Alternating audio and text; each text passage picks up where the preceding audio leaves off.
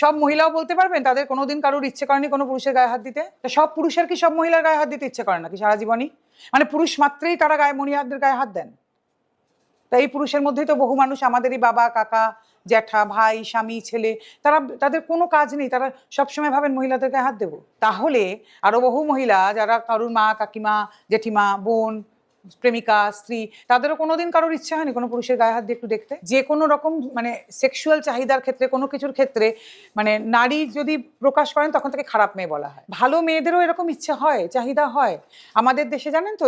আগেকার দিনে, এখন তো হয়তো নিশ্চয়ই চিত্র বদলেছে, মায়েরা মেয়েদের শিখিয়ে পাঠাতেন বিয়ের সময়, তুমি কিন্তু আগে থেকে কোনো চাহিদার কথা, তোমার শারীরিক চাহিদার কথা বলবে না, তাহলে তোমার স্বামী মনে করবেন তোমার আগে অনেক অভিজ্ঞতা আছে। এটা কি আমি জানতে চাই।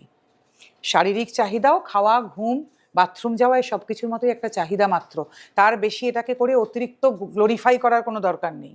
পুরুষ মানেই যেন ধর্ষক।